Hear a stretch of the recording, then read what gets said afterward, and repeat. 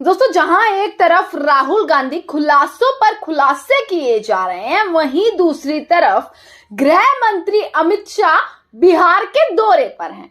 तो नजर वहां भी जानी चाहिए कि आखिरकार गृह मंत्री का बिहार का दौरा कैसा रहा। वहां की सारी तस्वीरें मैं आज आपको दोस्तों यहां पर दिखाने आई हूं कि कैसे गृह मंत्री अमित शाह 2 दिन के बिहार दौरे पर हैं। सुबह तस्वीर आई कि अमित शाह जो है नीतीश कुमार से मिलते हुए पटना में दोनों की मुलाकात हुई है और वह तस्वीर सामने नजर आई। उसके बाद जनसभा को संबोधित करने पहुंचे अमित शाह, परंतु वही हाल हुआ जो नरेंद्र मोदी के साथ हुआ था। जो बिहार की जनता ने नरेंद्र मोदी के साथ किया, जो बिहार की जनता ने एक प्रधानमंत्री के साथ किया, वही खेला गृह मंत्री अमित शाह के साथ हो गया। यानी कि जनता ही नहीं आई है।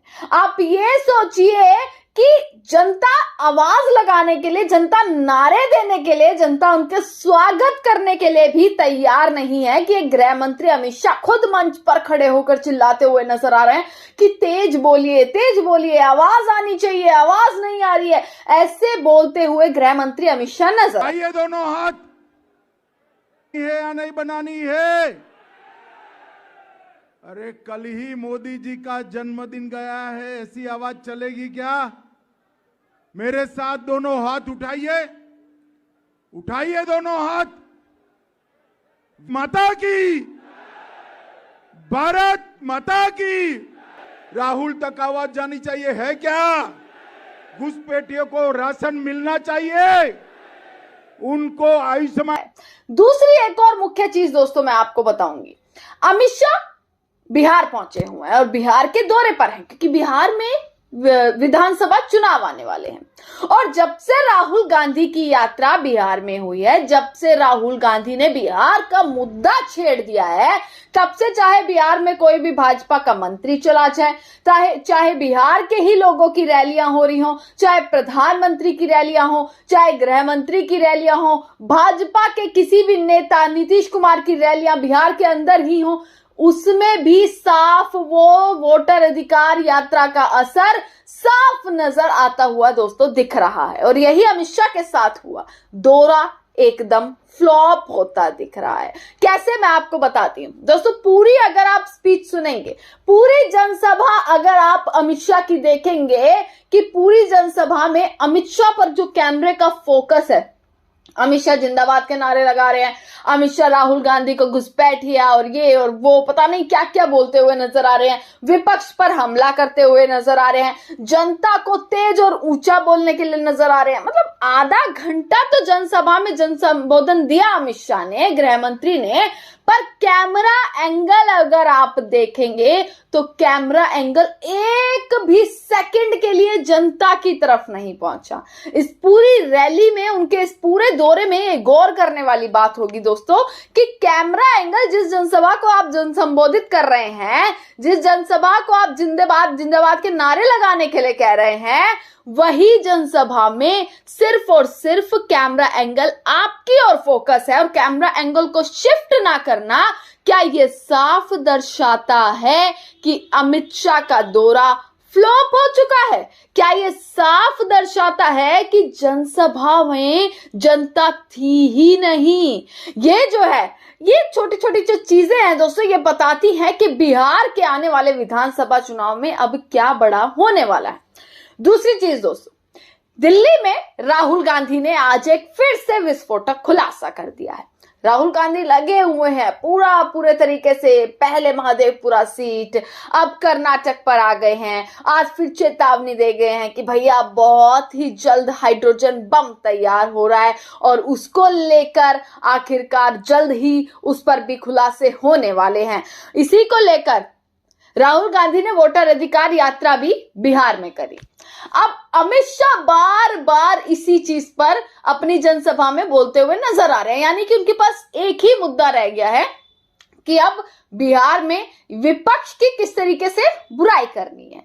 जब भी बिहार जा रहे हैं, जब भी कोई भाषण दे रहे हैं, आप कहीं का भी भाषण अमित शाह का सुन लीजिएगा, उसमें वो साफ कहते हुए नजर आएंगे कि घुसपैठियों ने कुछ यात्रा निकाली थी और ऐसा ही आज अमित शाह वापसी कहते हुए नजर आए हैं, वापसी, जिसमें वो कह रहे हैं कि घुसपैठियों ने कुछ यात्रा निकाली थी, बिहार की जनता क्या घुसपैठियों को वोट देगी, ये कहते हुए अमित शाह नजर आ रहे हैं, जिससे साफ पता लगता है कि राहुल गांधी की वोटर अधिकार यात्रा, जो तीर जहां लगाना चाहिए था वो तीर वहीं जाकर उसी निशाने पर लगा है कि अमित शाह को बार बार इस चीज पर आना पड़ता है कि भाई एक यात्रा निकाली गई थी, यानी कि उस यात्रा ने कैसे बिहार की जनता के साथ साथ इस सरकार में बैठे तमाम लोगों का भी ध्यान केंद्रित कर लिया है। दोस्तों, इससे यह साफ नजर आता है।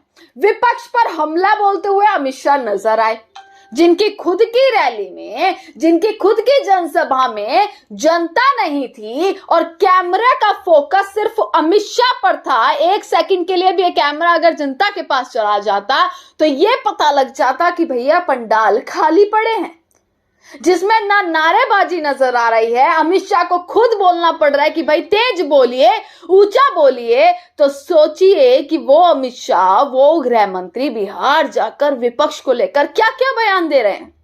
एक दो बयान मैं आपको सुनवा देती हूं कि अमित शाह जो है दोस्तों डेहरी पहुंचे हुए हैं और मुंगेर, डेहरी, ये 2 दिन से जो है दौरा अमित शाह का चल रहा है। कल शाम ही जो है अमित शाह पहुंच चुके थे बिहार और आज भी रहेंगे और बोला जा रहा है कल भी बिहार जो है वो रहने वाले हैं अमित शाह। और भाजपा के कार्यकर्ताओं के साथ मीटिंग्स चल रही हैं, नीतीश कुमार के साथ अलग मीटिंग चल रही है, जनसभा अलग संबोधित कर रहे हैं, हालांकि वो फ्लॉप होती हुई नजर आ रही हैं। जिसके बाद ये सवाल उठ गए हैं कि बिहार में हलचलें तेज हो चुकी हैं, बिहार में राजनीतिक हवाएं तेज हो चुकी हैं, क्योंकि प्रधानमंत्री भी गए थे तो कैसे लौटे थे वो सबने देखा था।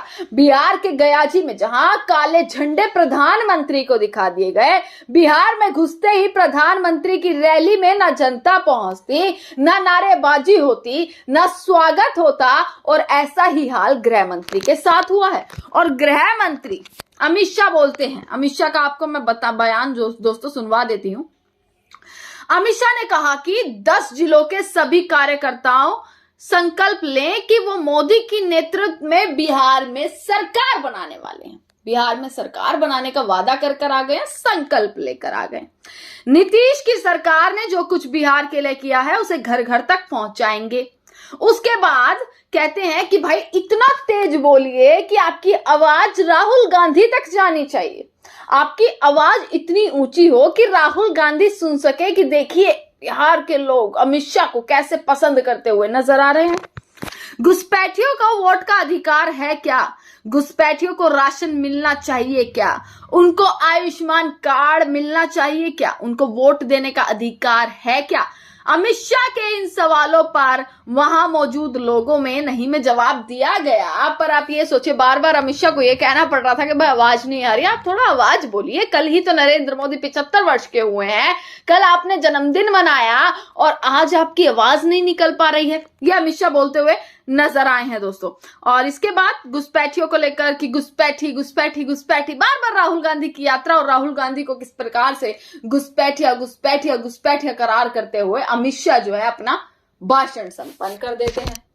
तो दोस्तों ये सोचने की बात है कि अब राहुल गांधी की यात्रा हो, तेजस्वी यादव की यात्रा हो, राहुल गांधी के आज के बयान हो, जिसको लेकर भाजपा ने ऐसी प्रेस कॉन्फ्रेंस एकदम से ऐसे तिलमिलाए कि तुरंत ही प्रेस कॉन्फ्रेंस बुला दी।